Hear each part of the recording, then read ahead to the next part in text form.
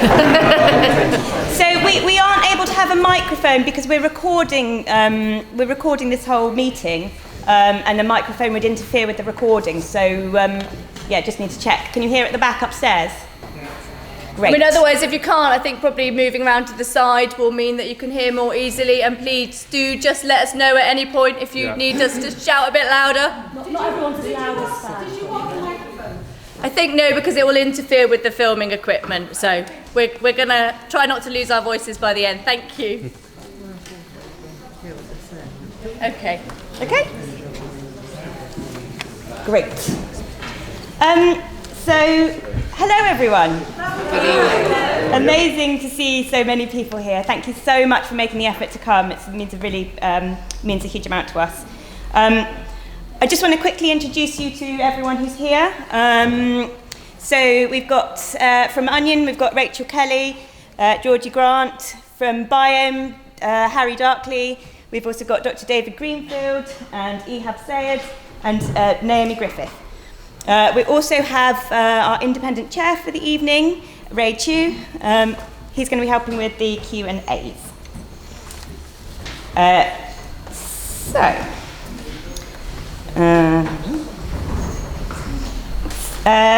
So just to let everyone know, I've just said that already, that this meeting's being filmed. There are a lot of people who aren't able to make it who want to hear about this project, and we thought the best way to do that is to film it, and then we'll share it on social media and our website afterwards. But we don't want that to put anyone off asking any questions. The camera is pointing at us, it's not pointing at the audience, but still, if you do want to ask a question and you don't want that to be in the film, just let us know and we'll edit it out of the footage. You'll also find on your seats and also at the entrance to the church, there are these comments cards.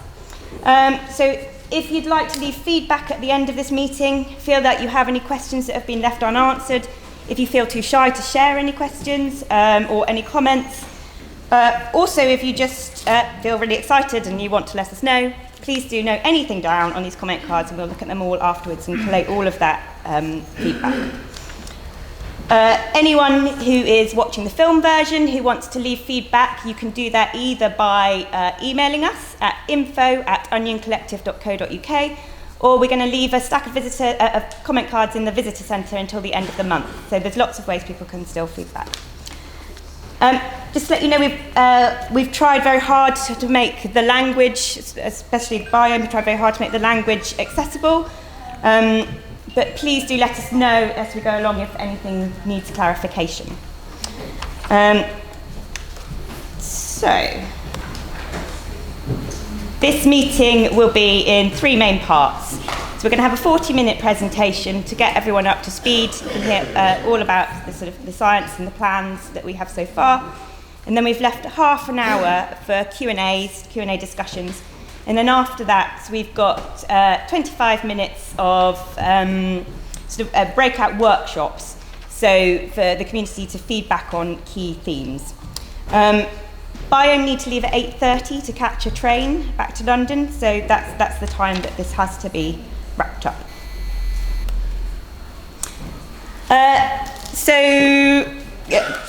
Most people here, I imagine, will know we're Onion Collective. In case you don't know us all, I've introduced us all as individual members. We also have Fiona Payne, who's in this picture and also in the audience, who runs a very wonderful visitor centre manager. And Kiri Carter, is she? At the door. Very wonderful office manager. We're all part of this community, each with children at the local schools, and all of us absolutely passionate about ensuring a positive future for this place. So at Onion, we're all heavily involved in each of our projects, but we all play to our strengths. So Naomi and I are leading on this project. My background is in sustainability and in the waste industry, where I worked as a magazine journalist and as a waste advisor at WRAP. Naomi's incredible on capital build delivery, so she led the development of the Minehead Eye, which is a £3.5 million youth skate park in Minehead, which actually celebrates its 10th birthday next year, and for which she remains chair. So So we formed in 2012 with an intent to give the town a stronger future. Many of you will know all of this stuff already, but as you definitely know, we live in a remote area. We're a considerable distance from London and any other cities or areas where the market thrives. So when austerity hit in and the public sector started making big cuts, the effect on places like ours was the greatest. We knew that if we sat back and did nothing about this, Watchet would suffer. So we formed as a social enterprise, which is like a normal business, but one that makes money to fund its area of interest. Our area of interest is our own community. And so we're running several projects, such as the visitor centre, the aim of which is to bring money into the town. And one of the big projects that many of you will have been following for the last couple of years is this one, which is the thinking around our industrial future. So when the paper mill closed, we lost a lot of jobs, as everyone knows. We lost 175 to be precise. We also lost a big piece of Watchet's soul. It had been the beating heart of our economy for 250 years. And since its closure, we have been bottom of the country's social mobility index for 3 years running. So while this is an amazing place to live, we all appreciate that, we also understand that kids who are born poor here have less chance of changing their fortunes than they would in literally any other place in the whole country. And we're determined to address this. So, in 2017, we sought and won funding to do some research over a year that looked at what a new time and place appropriate industry could be. This was a really big piece of research, involved speaking to industrial professionals, local stakeholders, obviously including the community, academics, think tanks. We scoured all sorts of white papers, industrial and economic strategies at all levels. Meanwhile, our awareness of the severity of the environmental context has been growing by the day. Last year, the world's leading scientists gave us just 12 years to make profound changes to every aspect of human existence in order to avert climate catastrophe, and many think that is optimistic. So this context must inform all of our choices. So, when we began our research, we started by establishing some really ambitious guiding criteria for any ideas that we might have. And this was the guiding criteria. Lots of you will have seen this slide before. So it included, we wanted to find an industry that could potentially provide 175 future-proof jobs. So that's the number of jobs that were lost at the paper mill. We wanted to find something that was capable of doing that, providing that level of employment. We also determined for this to be pioneering in terms of kind of mission-led business. And we wanted, what's really important to us, to make the community proud of its strength and purpose. We wanted to generate a profit that could be retained locally, and we wanted to ensure that this was all done in a socially, environmentally, and ethically outstanding way. So no pressure. So at the end of this process, or sort of nearing the end of this process, we had a short list. That short list was with these ideas. So we thought about tech-enabled elderly care, Hinkley C supply chain, insect farming as a food source, flat-packed eco-housing, and also bio-based material development. Just to explain bio-based material development, we're talking about kind of plastic replacements made from living matter. At the end of this process, we chose bio-based material development as the industry most aligned with our guiding ambitions. And so during this process, when we met all of the industrial professionals, we met an incredibly inspiring man called Ehab Sayed from Biohm, who will now talk you through his business and our combined plans for Watchet. Thank you so much, Sally.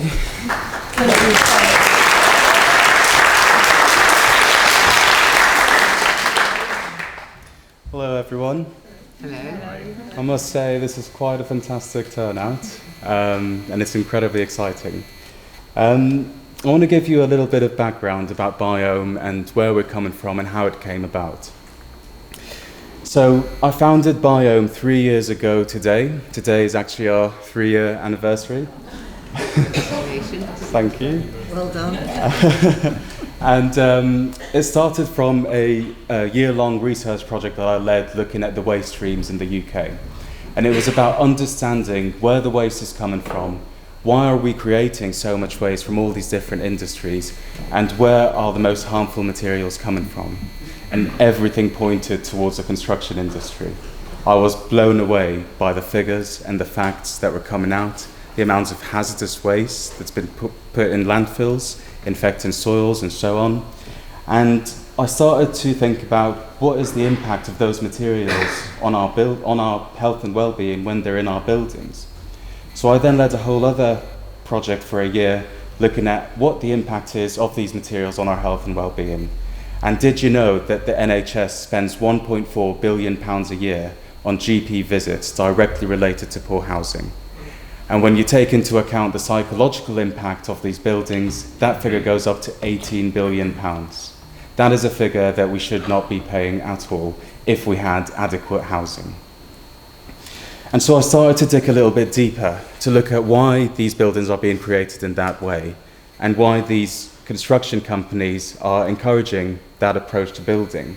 And it all boils down to the very small profit margins that these construction companies have to work with. Profit is driving the choices of materials, so every company is looking at the cheapest possible material they could put in a building, and there is a lot less emphasis on the impact that these materials have on the planet and our health and well-being. So I made it my mission to start a company that would reverse that and focus on the impact that the materials and the buildings that we create have on the environment and on our health and well-being, not just driven by profits. And so I started to look for inspiration. And what a better place to look than nature, where environments and ecosystems have been developing for billions of years in the most elegant and efficient ways that we can barely comprehend with our capabilities. And there's actually a scientific term for that, and it's biomimicry. And it's a science that looks into understanding biological processes and biological systems and how these organisms operate in order to fix the problems that we are experiencing. And biomimicry is not the simple imitation of natural form. This building's really beautiful, but it's not actually taking the genius of nature into account, it's just mimicking the form. Whereas when we look at the Gherkin in London, although it may look like a large glass and steel building, it's actually taken inspiration from the way coral breeds in the sea and have been able to develop the most efficient ventilation system, one of the most efficient ventilation systems that we have in existence today. And that requires a certain level of systems thinking, where we're perceiving the world around us as a collection of systems that interact with one another. We're not looking at different parts of the world that we're living in isolation. We're looking at the links between everything around us. And if you look at, for example, a forest where a tree can shed some leaves, those leaves then go into the soil, decompose, and provide nutrition for that tree and other plants, nature finds an incredible way of connecting these systems together and create a zero-waste system, or a zero-waste approach. And this is also known as a circular economy. And this is something that we're really trying to champion and move towards, where we're moving away from the way the current economy works, where we're extracting precious natural resources from the earth, we're then creating materials and products, using excessive amounts of energy and having a really terrible impact on our environment and our health and well-being. And then during the use of those products and materials, all sorts of toxins are being emitted, and we are the ones that are being affected by it. And then we dispose of these products and materials in a way that allows them to seep into the soils. The toxins and the hazardous substances seep into the soils, go into the seas, and eventually into our bodies. Whereas a circular economy starts the process by reusing, recycling, and ethically sourcing the resources that are currently in circulation within our economies.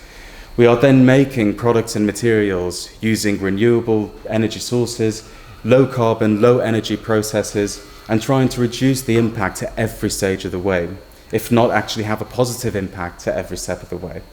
And then during the use phase of these products, we're trying to prolong their lives for as long as possible, or if they have a short lifespan, we make sure that at the end of their life, they're being taken care of by another system or another product.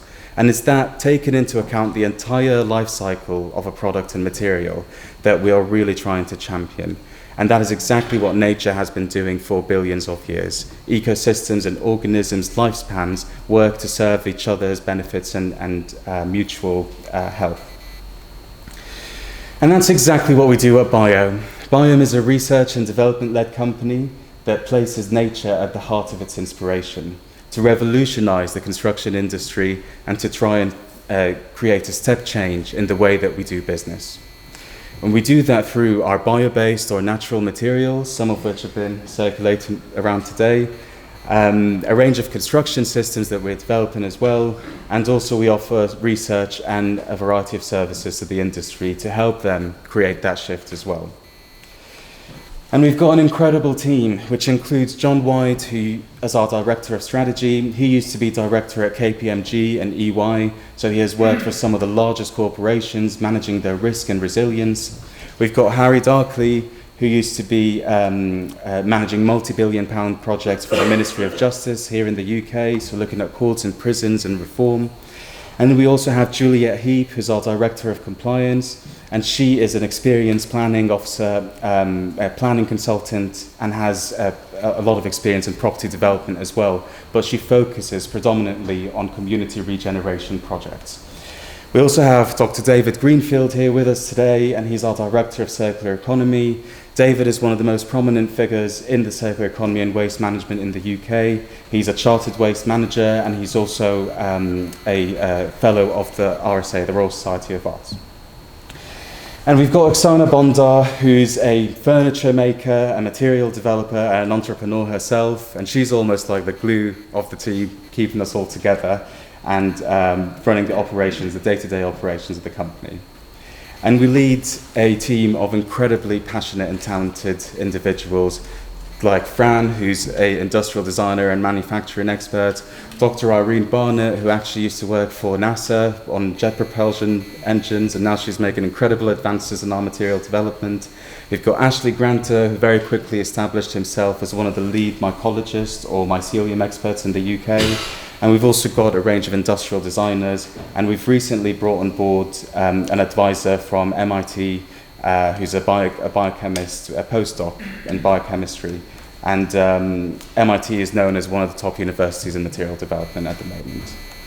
We very quickly realized that we can't make such a big change and work on groundbreaking research on our own. So we decided to bring together 9 of the top universities in Europe, or globally actually. And we are also working with the Manufacturing Technology Centre, who are a really big force of manufacturing here in the UK, and the Carbon Trust, who are a global organisation, and the London Waste and Recycling Board, and the Department for Business, Energy and Industrial Strategy. So we've got 100% backing from the government as well as academia, and Mycelia has been a mycelium manufacturing producer for the last, for almost 40 years. And if you have eaten mushrooms lately from your farmer's market or from your supermarket, there's over a 70% chance that that has come from Mycelia's spawns. And Mycelia will be working with us on developing this manufacturing facility. And we also work with some of the largest names in industry, because academia and government cannot do it alone. So we need really large players in the construction industry and various industries, and we're working together to meet our common goals of really creating a step change in this climate crisis that we're facing.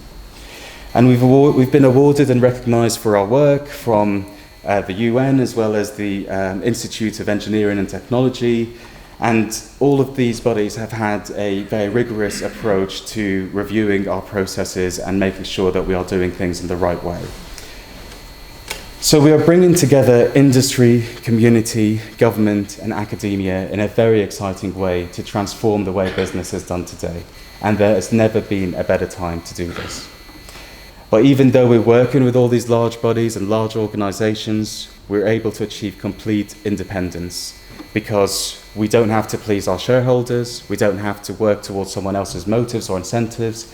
We are working for the benefit of the planet, the communities that we're working with, and for the health, extending the health of human and mankind. Now I'm going to talk about mycelium, the exciting part. So mycelium is the vegetative part or the root systems of a mushroom. It's usually underground. You can think of it as the roots of mushrooms. And it is, it's actually used in nature to connect plants and trees, allowing them to exchange information and nutrients. It has been called nature's internet as well. And we use a process that has been used commercially since 2006 and has been used by tribes and various other, just gonna,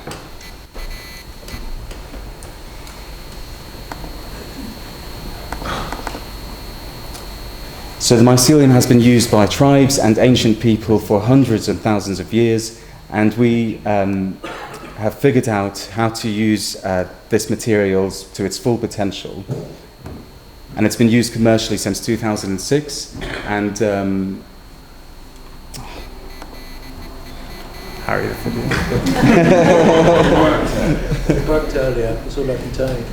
Right.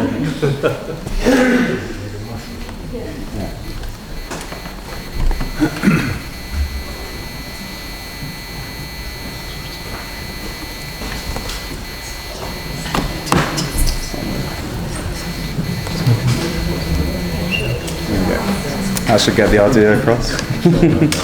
So, the way we're able to make the most out of this material is by growing the mycelium in molds and allowing it to consume a variety of materials as it grows.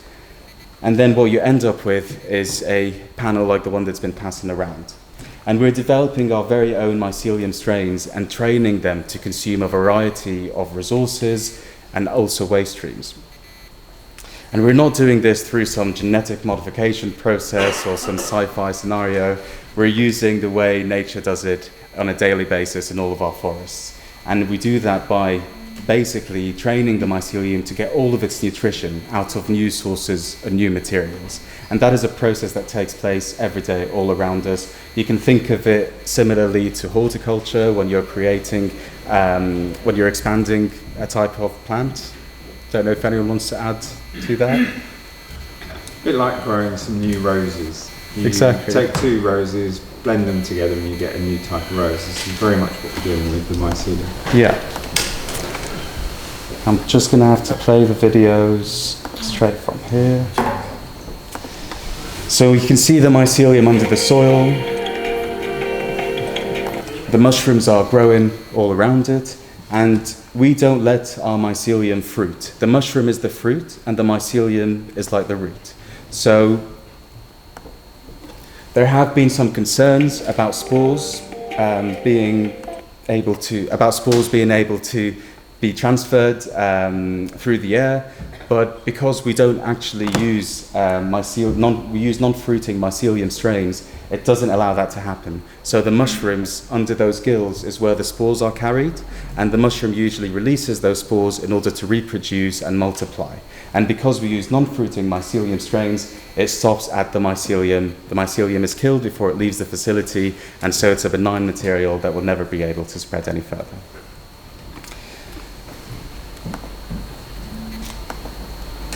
So you can see here, this is an example of a fruiting mycelium, and you've got the mushroom sprouting out of it. And that is something that we wouldn't let it get to that stage. And to give you a better idea of the material's properties as well, I'd like to show you this video. The strains that we have developed have astounding insulation properties. We've already beaten the insulation values of all of the insulation that's currently on the market in the UK and globally, actually. And it's completely self-extinguishing.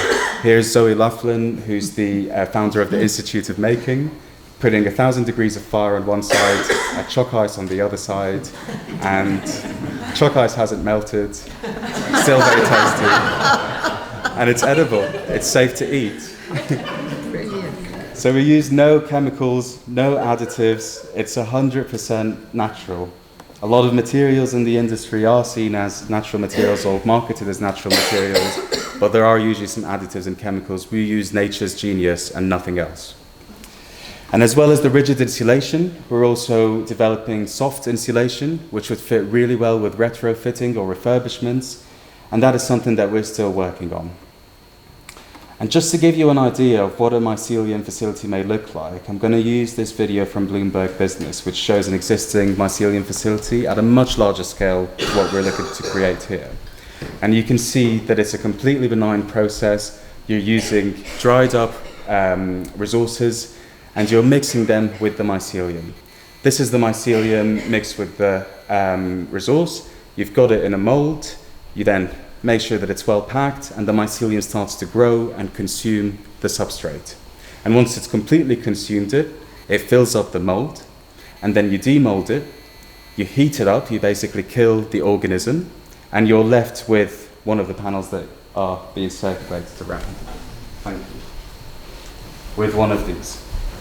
So it's completely benign. It's just like any other foam material that you would find, except it performs a lot better, self-extinguishing, and completely natural.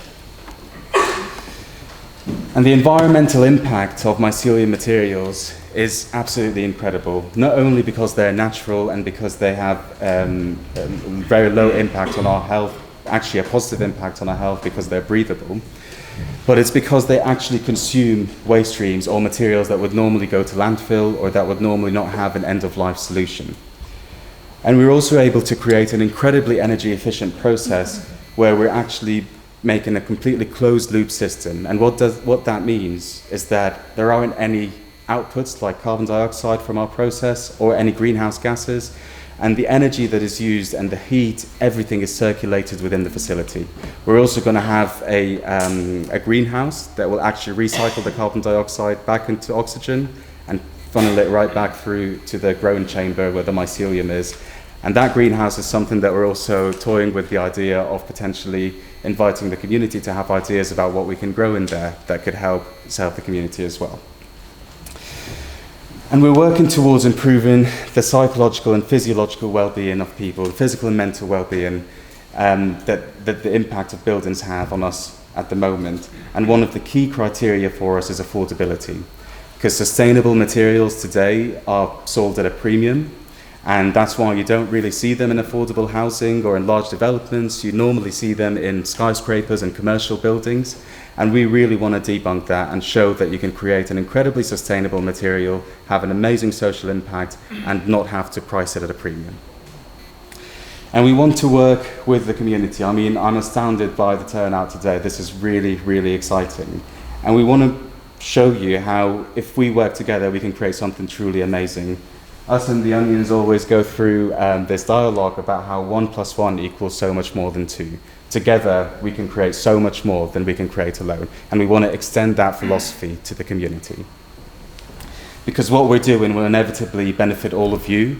And when I say all of you, I'm not only talking about Watchet or the community, but I'm talking about the UK, I'm talking about the planet and the environment. And this is something that could potentially be replicated around the globe. And there have been some concerns raised about the odours, because, you know, when we are using the word waste, people would tend to think that maybe some odours or a negative impact on the community. The process is almost completely odourless. It's so odourless that in our early stages, we had a grow tent set up in our office, and we grew samples in that grow tent whilst people worked around it.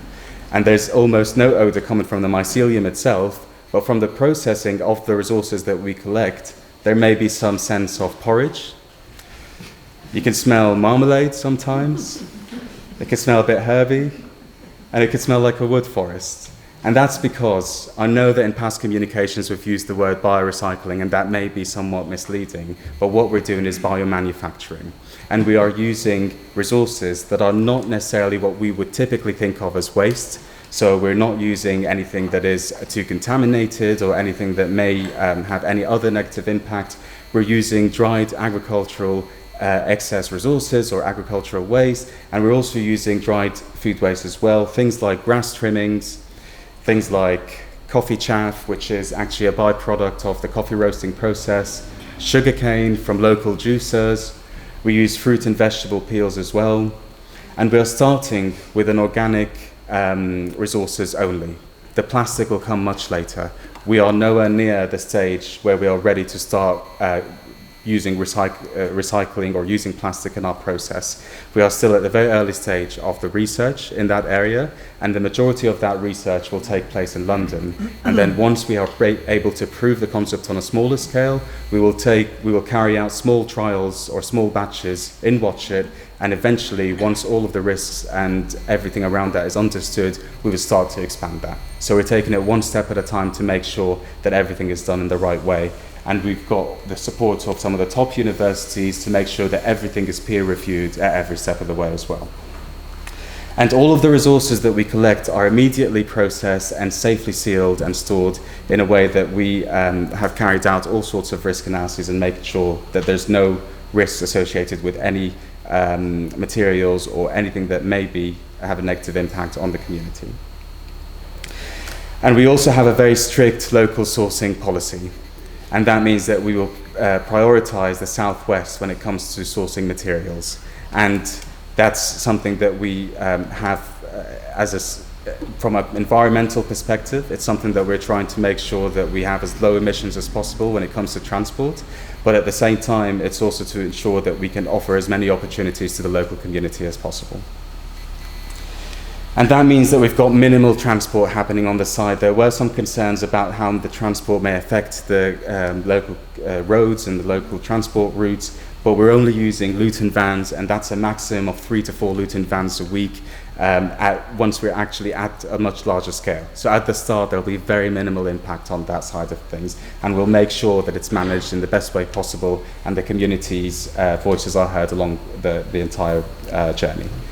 And we'll very quickly eventually move into electric vehicles as well to then further reduce the carbon emissions, because only using small vans and very small amount of them is not good enough for us. We want to take it as far as we could, because the ultimate goal for us is regeneration. And it's not only regeneration in the environmental sense or in a community sense, but it's regeneration on an individual basis. We're looking to create jobs, we're looking to inspire skills and train and hold all sorts of schemes and processes, and we're looking to support and grow the community.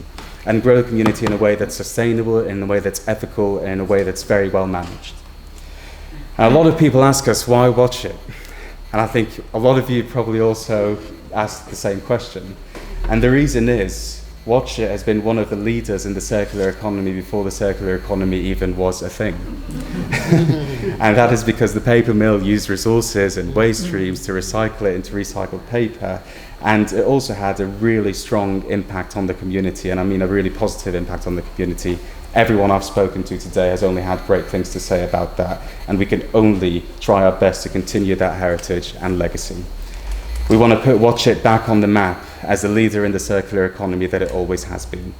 But we're going to take it one step at a time. So don't expect us to fill up that site overnight. We're going to take it one step at a time, start very small and gradually grow. I mean, I think we're using about 1 or 2% of the actual site to start with. So it's still a demonstrator project that's going to grow into something much bigger. And we're not doing this simply because we want to grow as a company or for our own benefits. We're doing this for the benefit of the community. We're doing this for the benefit of the planet at a time of serious climate crisis. I think we've all heard more than enough about the current stage that we're at the moment globally. And I think there's never been a better time to make a change. So we want to make sure that we do this in the right way and that we have your support every step of the way, and that we are still learning from each other at every step that we take. Thank you very much.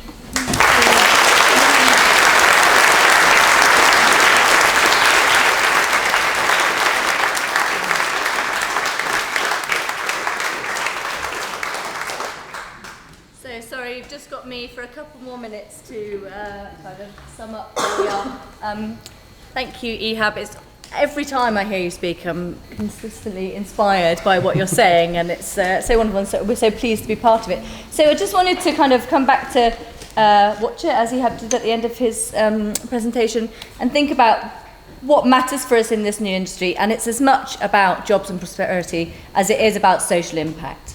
It's about trying to make sure that the things that we do are done in the right way. We want to create those jobs, but we aren't in it for the money.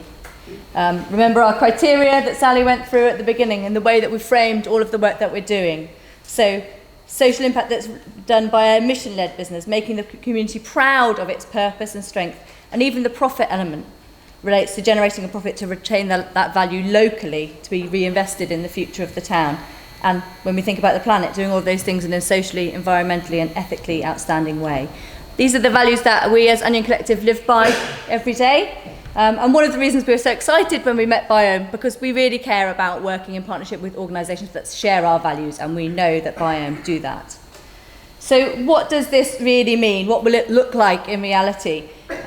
So in some part we're still figuring that out. That's what part of the work that we'll be doing over the next year, having more conversations with you, engaging with you, getting your input, your feedback, talking about what we could do, having conversations with our community panel. And I'd just like to take this chance to kind of introduce the community panel. So some of you are in the room. I don't know if you are able to wave and show people who you are. So names up here as well. So this is a group of people who have put themselves forward to help us, definitely to challenge us, to get into conversations with us, to discuss things, to support us. And they'll hopefully form an important part of the link back to the community. So many of you will know many of them.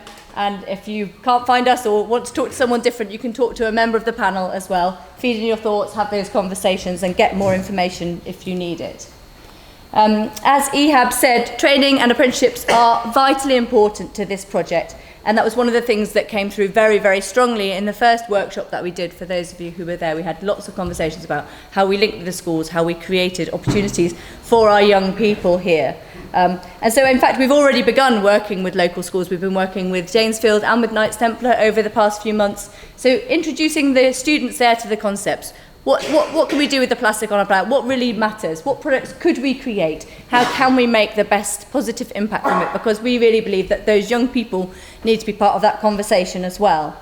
And some of those jobs and traineeships that we'll create will be based with Biohm, actually. So there'll be an opportunity for our young people to go up to London to train and then hopefully return back to Watchet to work in the business here. But more than all of that, actually, it's about reframing the economy. It's about creating a new model for economic and social growth that works here in West Somerset.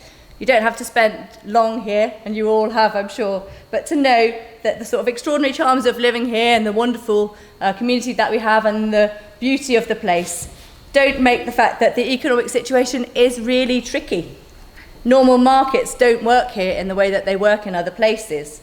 So we want to try and change that. And interestingly, actually now, all over the world, people are starting to talk about that. They're starting to talk about the fact that capitalism and normal market forces aren't necessarily the answer, that we need to really think about how we connect with our community, how what matters socially is as important as the money and the profit that's being made, that economic progress and development are linked to the community. We need to help the talents and aspirations of people. We need to make sure that we connect in order to deliver the best for everybody. And actually, in researching our approach to this, we've taken our cue from kind of industrialists of old. So if you think about organisations that are businesses like Cadbury, who thought that economic, society and community were totally interlinked. So they built a factory, but they also built schools and libraries and hospitals. And in fact, that's what's happened here in Watchet as well. The Wansborough family who set up the mill did exactly that. They built houses. They built a community centre that we don't have here anymore. They built a church. So they led the way in that kind of way of working. And that's what we want to reforge through this project, reforging those connections to make sure that our community facilities and our community activity is cross-subsidised by the profits from the business. And we're also looking at other ways to kind of give ownership to people in Watchet. So that might be in community shares, it might be in a community funding pot, perhaps that all of the community vote on to make sure that we are all part of making sure where that money goes and how we make the most of it. We intend to follow a very ethical approach to the jobs we create, again, in line with previous ways of working in this town. If you worked at the mill, you know, you'd be supported. It was a family, the Wansborough family. People would often start there as apprentices and have jobs for life, climbing up the ladder, learning and growing. So at the end of their career, they may be engineers or even running the factory. So that's the way that we want to work. We want to grow and develop the business with our employees, talking to them and, of course, most importantly, listening to them. We want this to be a true community industry. And we really want to hear your thoughts and ideas on this. Maybe you've seen examples of this in your travels or elsewhere in the world. We want to know about that. What best practice can we learn from? And as I mentioned, figuring all of this out over the next year is what we're really doing here. So as well as piloting and improving all the science and the waste streams and making sure the markets work and the jobs are right, we also want to think about how do we make this community connection work really well. So your input, as Sally's already said, at any point, send us an email. We'll be surveying, I'm sure, as we always do, but also pop into our office on the quayside at any point, connect with the community panel, and we'll keep you posted through social media, through the press, through the new Watch It Connects newsletter that hopefully many of you have received this week. And we'll also have meetings like this regularly. So every 6 months we'll have another meeting as that opportunity for us all to have this conversation together. So I think the next one we're planning in kind of early 2020. So I've been failing dismally to go through my slides. What happens next? Well, hopefully you've heard that we've been successful in 2 different funding bids for this project. And they'll fund us through the next year for this pilot and demonstration phase. The first is from a community business funder called Power to Change. And they're funding us for the part of the activity that Biohm have already developed. So setting up a small facility in here, in Watchet, using our local waste streams, such as grass cuttings, to make that insulation board that Ehab was talking about. And we're also delighted that we were one of the winners of a national competition by Waitrose called Plan Plastic, which is all about reducing plastic pollution in our country. And as Biohm have already explained, that will be developed in London initially, using the technology they have, doing that R&D, and then once we've got it working and developed in the right way, then we'll start to use that in Watch It as well. So we hope that through that process, and by the time we get to the end of the funded period, we'll be in a position to carry on.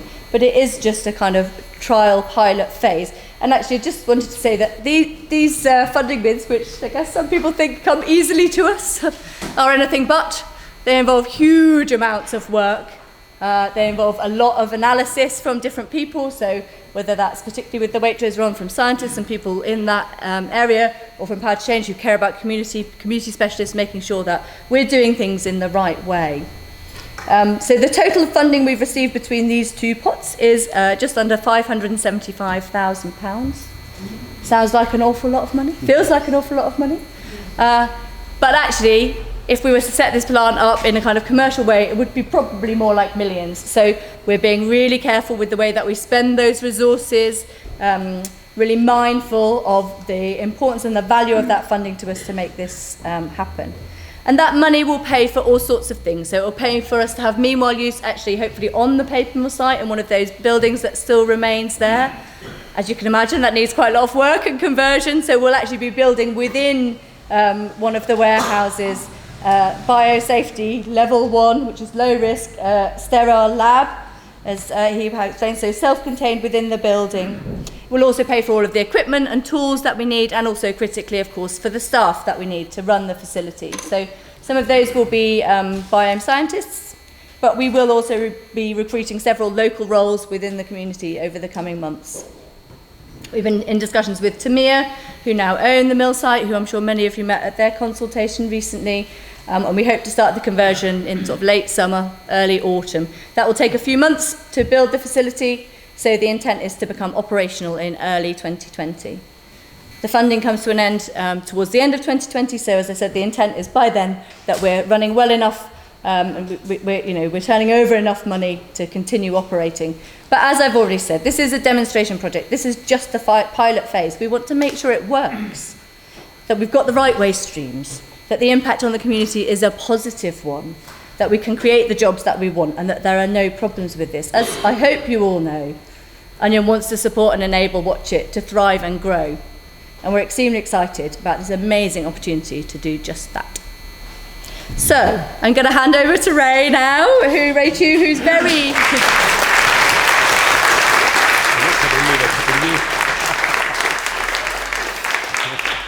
who's very kindly offered to chair the question and answer session, making sure that everybody has the chance to get their say, have their input, and ask any questions. And however many of us, 7 of us, will do our best to answer. Okay, and I'm going to rely on you to tell me which one's going to answer the question. Yeah. I know we got some early leavers. Is it really hot up there? Yeah, okay. I'm going to press the button now for 30 minutes.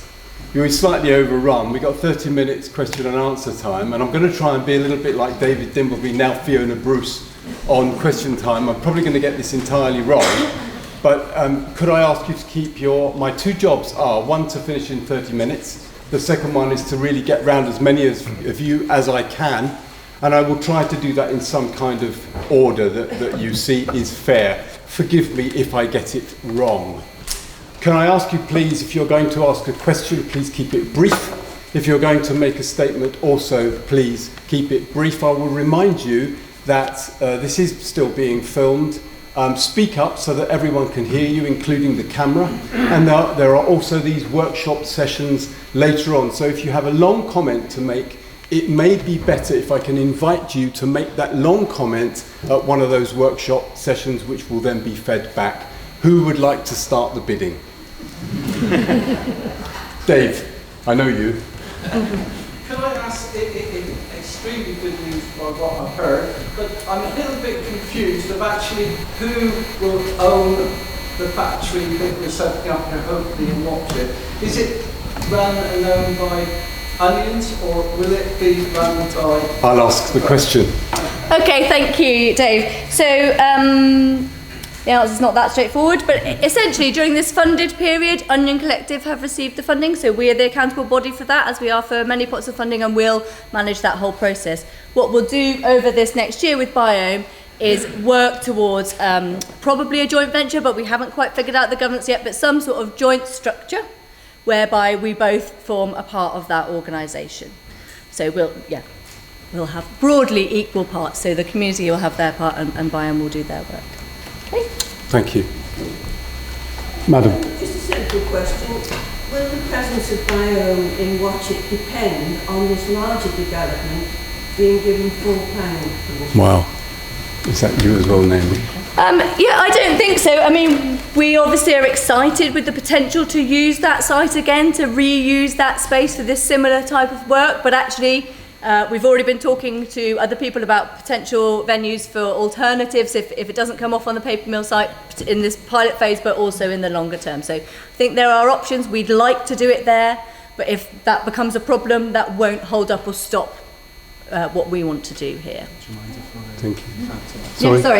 Just want to add to that we are an incredibly resilient company and a really passionate group of people. So if something doesn't work out one way, we will find another way of making it happen. If it's for the good reason, and if the community's blessings is with us. So. Thank you. And that's there was someone else, gentleman at the back. Can I just ask? Obviously, there's funding to secure the first 12-month period. What sort of organisation will you need to go to get further commercial funding, and what sort of shape of body will that need to be?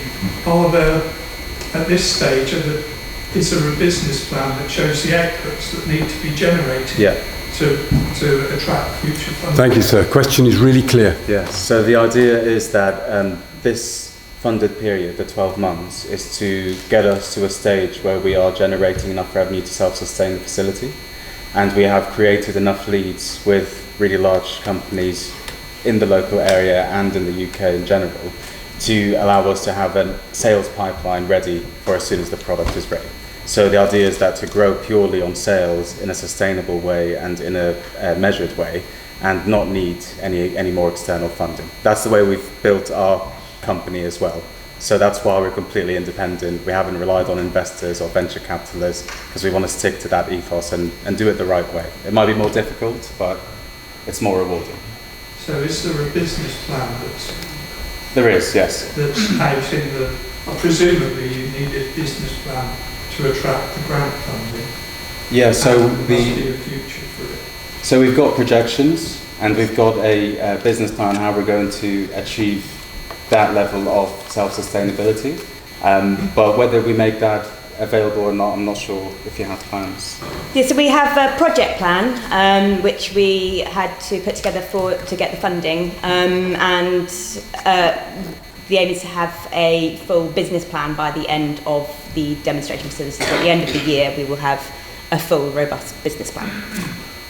Thank you. Thanks ever so much. Gentleman up, green shirt in the gallery. How much of the site are you going to use? The whole site or just part of it? No, so just a part of it. So in fact, the plan for the pilot phase is to use part of the packing shed that's still there, actually just a quarter of that shed.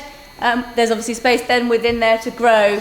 And then, I don't know, those of you who saw the plans that Tamir put forward, the industrial part's just a really small part of the site. So I think we're looking to work up to 2,000 square metres in the next 5 years. At Is that least, right? yeah.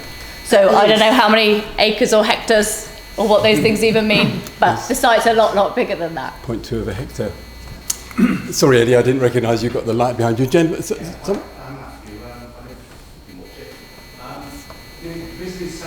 The idea sounds great, but it's at a very early stage. How easy is it to scale up what is being produced to make it a commercial product? I presume the idea is to make it a commercial product. your question is clear. Yeah. Automation. I mean. Yeah. I think you've got someone ready to answer you, sir. Yeah. Thank you. Where are the jobs then? What's the question? Yeah. So I'll answer the first question first. So is it scalable? It's 100% scalable. You can think of it almost like making bread, where you've got sourdough and you've got the mother dough that you're constantly taking pieces off to create a larger batch. And we're taking that same approach. So the scalability is there. Sorry? Lots of molds. Yeah, so we're looking at an output of 3,000 square meters of material. So ultimately, would you be using people to stack molds? I'll get to that question in a second. So we're looking at an output of 3,000. Automation is taking over everything. Yeah, I'll address exactly that. Trust me, and you'll love the answer. We've got 3,000 square meters of output per month, and that's a minimum, and that would provide 20 homes per month.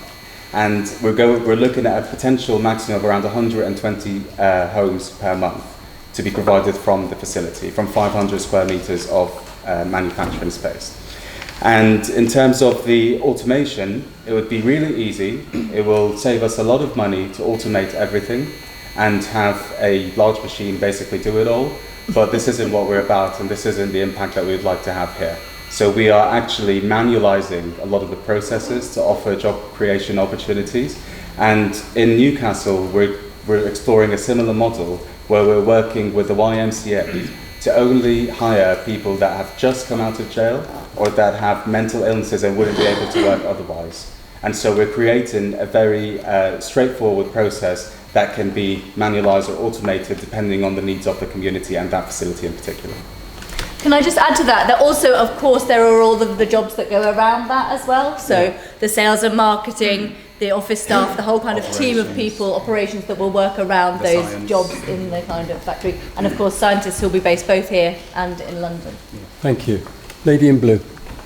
How many tonnes of waste products will be required to make your 3,000 metres of end product? How will that volume get onto the site, and how will it be stored?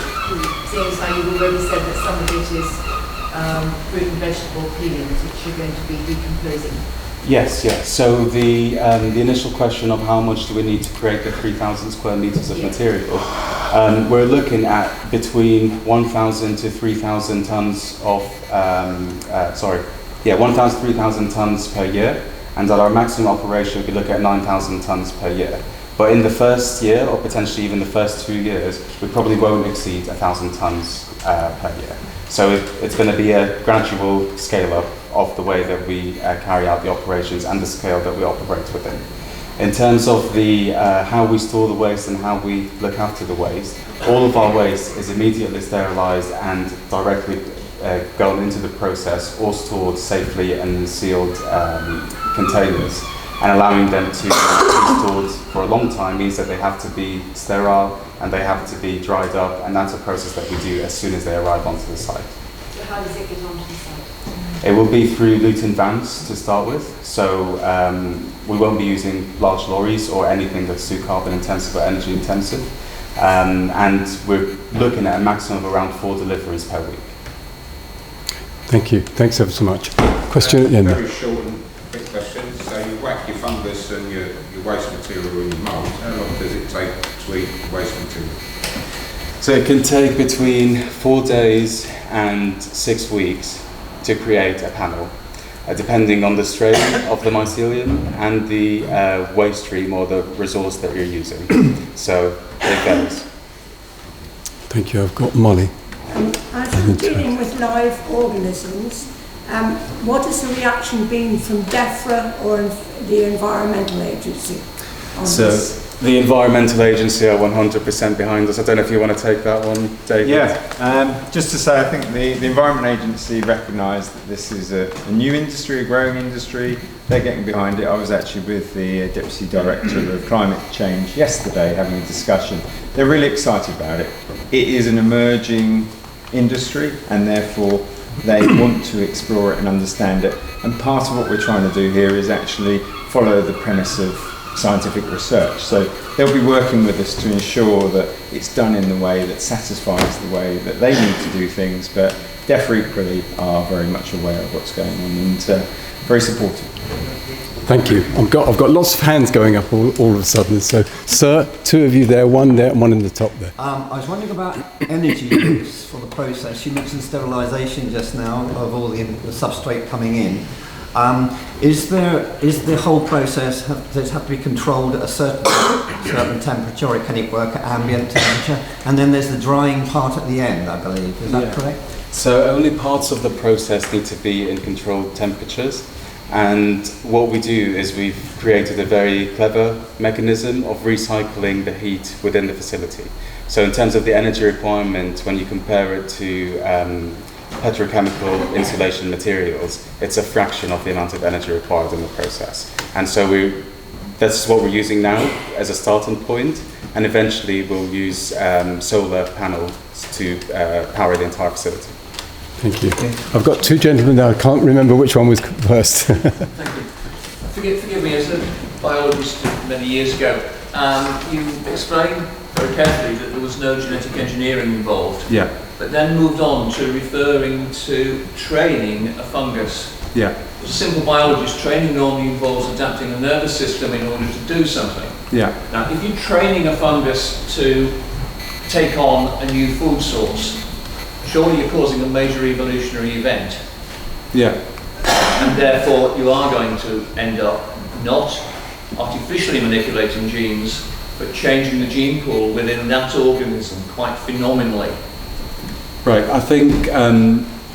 what are you going to do to prevent any pleiotropic unfortunate effects? So I think what you're referring to there is that by training the mycelium to consume the different waste streams, that we are changing the genetic makeup significantly. By definition. Yeah, I think that could definitely be challenged, because what the process that we are actually using, when I say training, it's something that we can't talk about into too much detail because it's quite scientific and it's also IP sensitive. Try me. Sorry? Try me. Yeah, but the approach is very simple. It's almost like training any other creature to get used to a different environment or a different waste stream or a different resource. We have actually carried out tests on the strains and compared them to the way that they behave and their genetic makeup compared to what the original strains would be. And there's tiny differences, and those differences would not have any impact, and any impacts that could potentially come around from that will be tested rigorously before we do any sort of large-scale development with that. We work predominantly with oyster mushrooms, button mushrooms, horseshoe fungus. All of that exists all around the forest, and they adapt every day to consume different types of waste streams depending on what's available. All we're doing is creating that same environment in a lab. But giving them food which they would not necessarily eat in the wild, can you truthfully say you're not changing the genome? So I wish we had our biochemists here to answer that question in much more depth, because my background's in architecture and design engineering. But what I could do is I can address that question in much more depth through having our biochemists get in touch and explain it. I was grateful.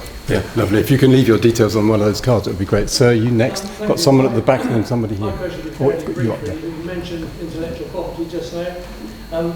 I accept from what you've said today, you're not aspiring to be a Monsanto. But could you possibly just enlarge on what benefit there is for Watchet in terms of ongoing benefit in that intellectual property, because that's where the value is going to be in a company such as yours with these processes, either in the engineering or in the IP with IC. I mean, are they patentable? Yes, so we've actually gone beyond patenting by having biological IP on these species and strains. So the ideal scenario is that we don't file any patents. We may be forced to file patents to stop other large companies from stopping us from operating. But the value that we hold within a company is going to be dispersed in the most equitable way with everyone we work with. So we will make sure that whatever input is put in from the community, from the Onion Collective, from anyone we work with, is rewarded adequately.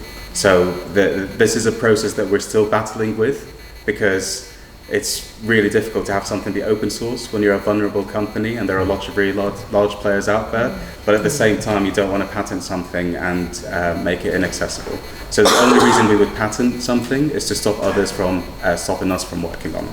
My concern is that rewarding adequately is a good word. Yeah, and so that's where the Onion Collective part of it comes. So our intent in all of the work that we do here is to put back into the community, and actually this is an amazing opportunity to do that in a really significant way. So beyond those jobs and the training and all those things, we'll create profits that come from this company, that our Onion Collective's share of those will be invested in the community.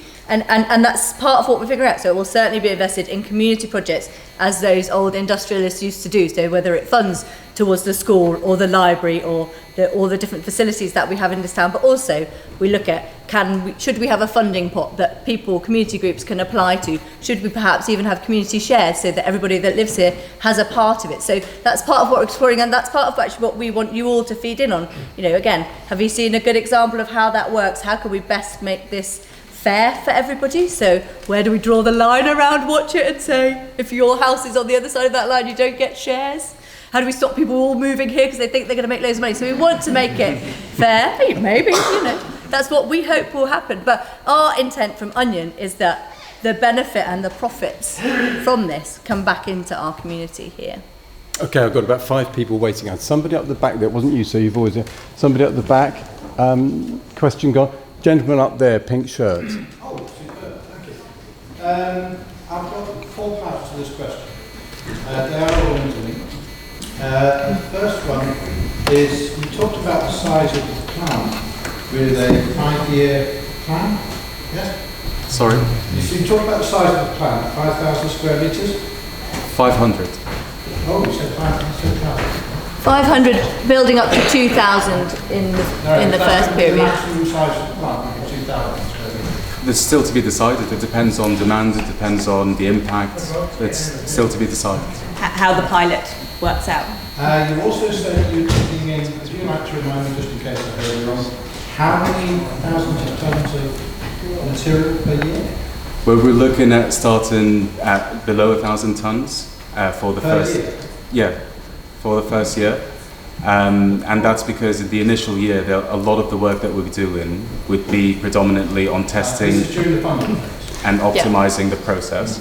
And then after the funded period is something, it depends on the strains that we've got and what we're using and the approaches. So that could potentially go up to 9,000 tons.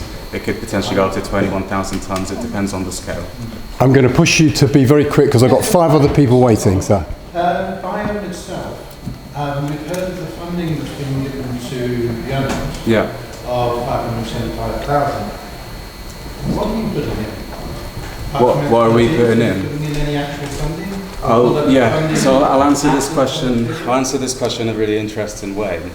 So it would be very easy for us to go and do this anywhere in the world. It'll be very easy for us to 100% own the facility and do it in a very commercial way. But we are choosing to do it this way in a much more difficult way in order to make sure that we're exemplifying how business should be carried out to have a social impact on communities. And so when it comes to what we're actually putting in, we've got over 7 years of IP that we've invested in developing our technologies. We have an incredible team, an incredible sales pipeline that takes us towards 10 years from now in terms of projects set up. A long list of a variety of things that we're putting into this, as well as also offering all of our expertise and all the advisors that come with us. Can I also just add in actually? Onion was awarded the Power to Change grant, but actually the Waitrose grant we applied for in partnership, and we won that fund in partnership. So the plastic one. Okay. The last part of that question, I did say I have 4 parts. I know, but I've got many other people waiting, so if you could be super brief. If I can get on with it, Yep. it'll be quick. Okay? Thank you very much. Please do. So the company itself at the moment is not financially very viable either. According to the company's house. What's that statement based on? Your company's house statement. Yeah. Records of company's So on average it takes 4 to 8 years for a startup to become revenue generating. We're in our 3rd year and our projections are showing incredibly healthy projections. Would you make those available to the public here so we can see it? We can't make projections available because they're estimates based on what we believe the pipeline to be, and it's commercially sensitive information. So we have to take what's here at the moment rather than what we're saying. Okay, thank you very much, sir. I've got Melanie. You didn't have a question, Mickey? Yeah, I'm Mickey. I live in Watchet, but I'm also managing director at the Somerset Waste Partnership. So I guess I'm cheating really in terms of not asking a question. We know who you are. But just saying how excited I am, both as on behalf of the Somerset Waste Partnership and as a resident of Watchet. I just think it's fascinating. Thank you.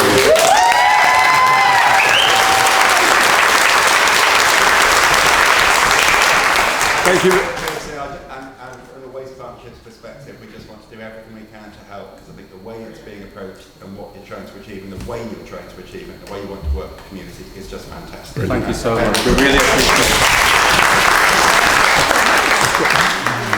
Lady. Can I just ask a layman's term? Yep. So I can tell my grandchildren, you are bringing mushrooms and growing them on the mill site, and out of the roots of those mushrooms, what are you producing? It's coming right over. And bring that to what's already out in the industry. So the insulation that we currently use relies on fossil fuels. So it's based on extracting gases and oils from the earth and then creating products that are filled with toxins and hazardous materials that have a really terrible impact on our health and well-being and on the planet. This is 100% natural. It's actually edible, so it can't get much safer than that. But at the same time, it's also got incredible qualities for repelling vermin and insects naturally as a mushroom, as a mycelium. Thank you. Lady there. I think I'd like to make a very brief statement. I think it's making me quite tearful. It's so amazing. I think there's been used to a capitalist approach which says we'll take what we want from the earth, we'll exploit the people to the absolute maximum, and we'll make loads of money for a very few people. Why it's hard to believe is because this isn't any of those. Yeah, thank you very much indeed.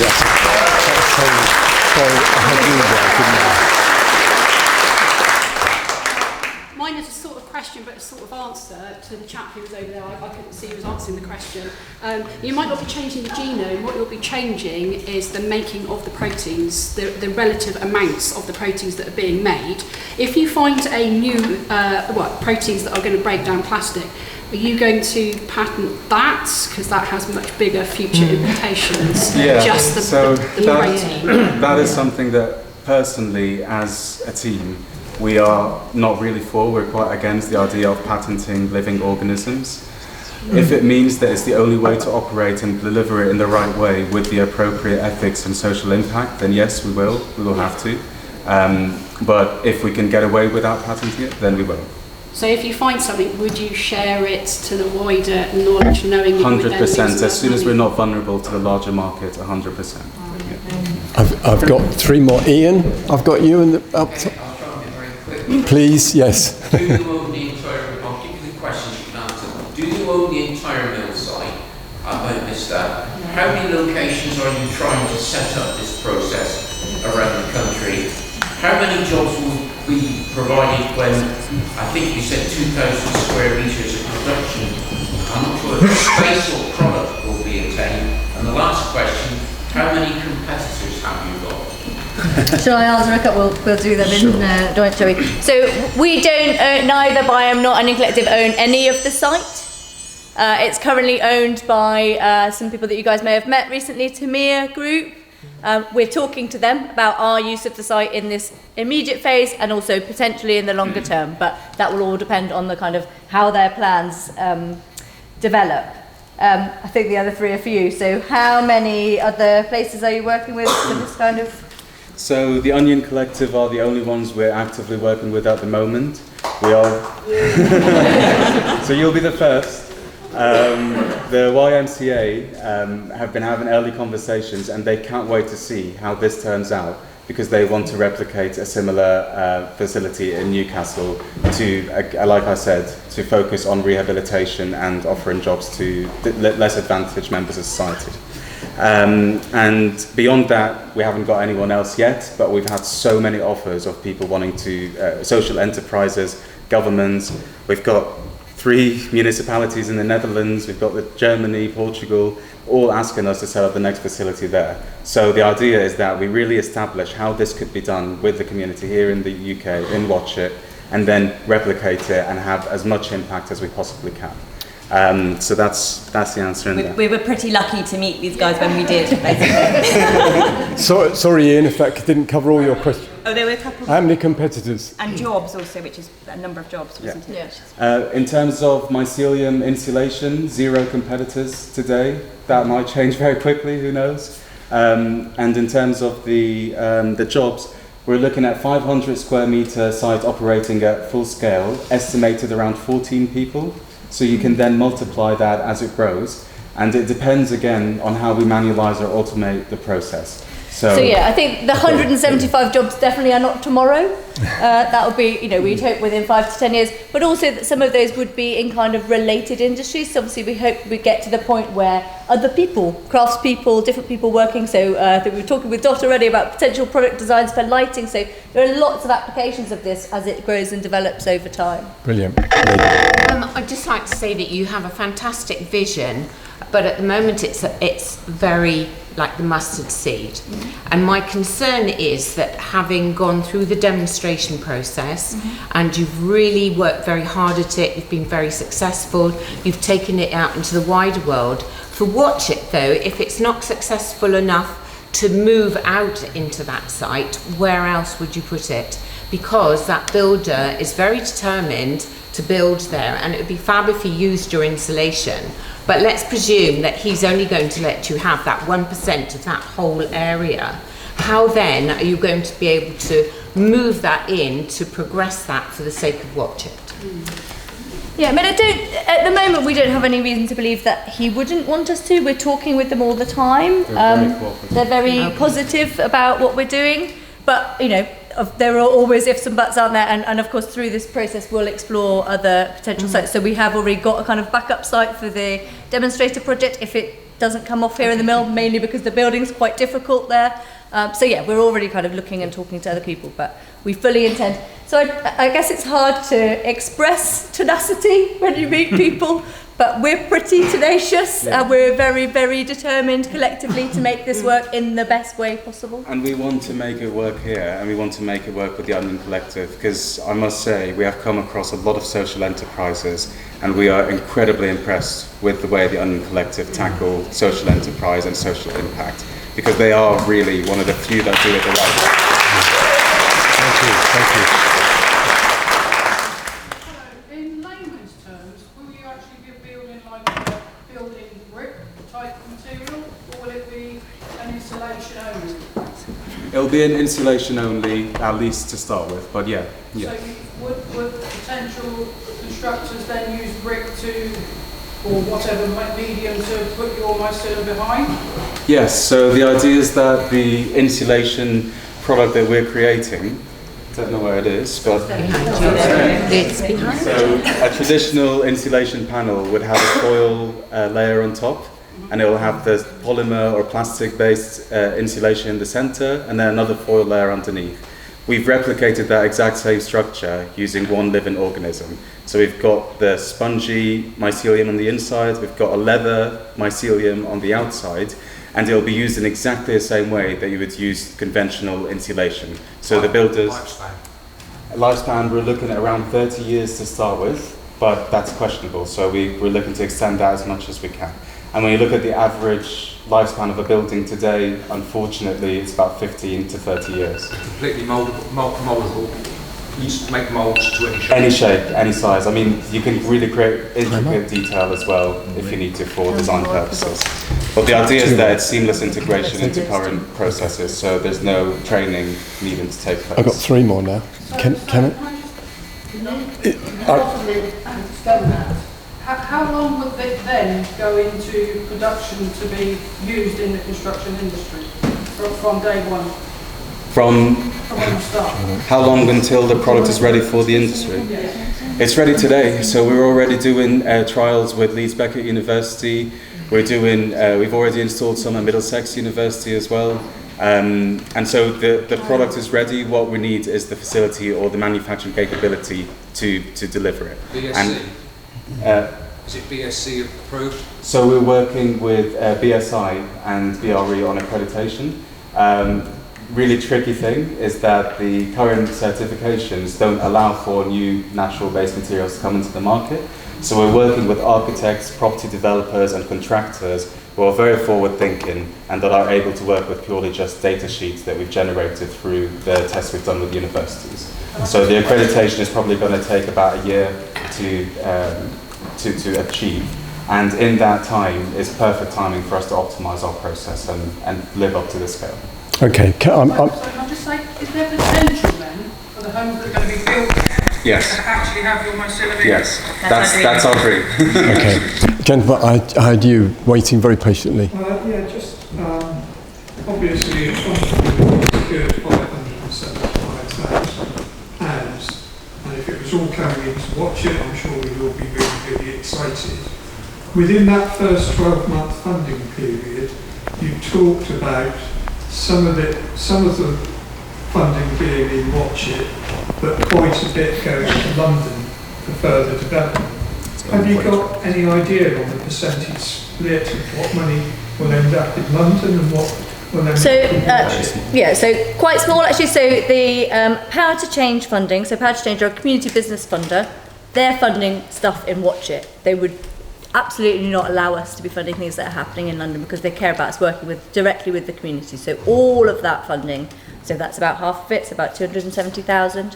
The other project Waitrose, again, the majority of it will be spent here, but because the first part of the activity will happen in London, we need the equipment that is necessary for that to be based in London with Biohm. And so just to add to that, any university or any other purely commercial company will probably ask for 570,000 just to do that plastic research.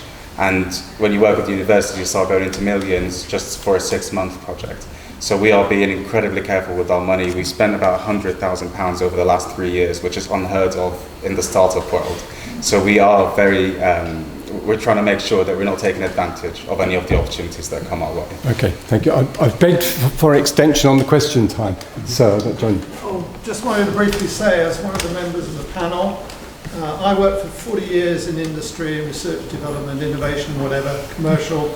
I've seen the great power that social enterprise can bring to the community, so I've offered to help on the panel.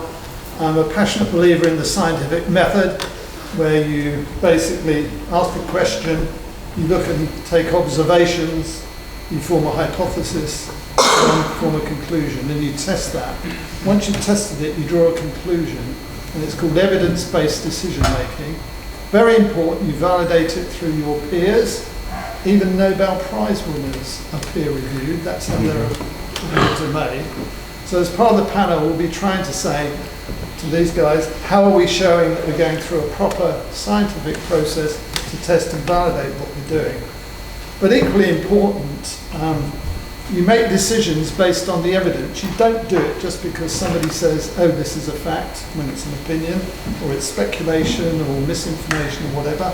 So I think it's important that we get the same sort of approach, both on what these guys at Biohm are doing, but questions on the other side of the debate. Make sure they're based on real information, whatever, and the panel will be hopefully trying to help support that approach. Thank you very much indeed. I think, Madam, you're going to be our final questioner. I think one query I have in my mind is, have you got any idea of when, I know you've got the existing building, it would start off, but planning, it's a brownfield site, there's asbestos there, have you got any idea at all when planning might say, yes, you can move into that building and start? Yeah, I think, yeah, Rachel. Yeah, I actually had a meeting with the local planning officer yesterday. The site is a B2 site, which is an industrial site. We are also talking all the time with the planning department as well. As far as we're aware, it's fine. We can start using the site because of its usage class already. And because of the... But in the longer term, yeah, of course, there's a planning process to go through for the whole site. Absolutely. In the longer term. But we can operate the way that we need to over the next 3 years, we've talked about, haven't we, in the existing building that's there. So it's actually about 2,000 square metres already. That building, to start with, we'll just use a quarter of it, but there's opportunity then for us to kind of expand into the rest of the building if we need to while we're waiting. And we've been having discussions with them about phasing of the process. So, you know, if they're going to start building there, then they'll build a new facility for us before they knock down the existing one, or we'll go and work somewhere else in the interim. So it's going to be a to and fro, as these things always are, a kind of continual process of working with the developer there. You know, who knows what's going to happen to them, whether it will change hands again. These things happen and have done on that site, but you know, I think we all know that something positive needs to happen on that piece of land, and hope that everybody here wants to see that come back into the use that it was as a sort of industrial centre for the town. Thank you very much for going through the question and answer session so well. Please stay behind now. We've got these workshop sessions. If you've got further things to add and you've got exciting things to do. Can I just add, Sarah, last thing? So Sally is going to just explain the workshops, but I just wanted to kind of sum up, because I get the sense that we might lose people once we move into these other groups. So we've got 4 different stations around the room to start to develop some of these questions, and Sally will explain that. But we just really, on behalf of Onion and Biohm, like to thank all of you for coming along today. As I think everyone said, it's really heartwarming to see so many people here interested in this project. And hopefully, as you already know or have learnt today, that involving the community in what we do is absolutely vital to us. We need to know what you're thinking. We need to understand your concerns and your worries, and of course what you're excited about. So please talk to your friends, encourage more people to engage with us, and get involved in whatever way you feel comfortable. I think we feel very strongly that Watchet is a really extraordinary place. We're privileged and proud every day to work here, and this project I think is particularly exciting. Together I think we can make a real difference for Watchet, for West Somerset, and I guess in our own small way for the whole world. So thank you so much for being here, and we're excited to go on this journey with you. Thank you.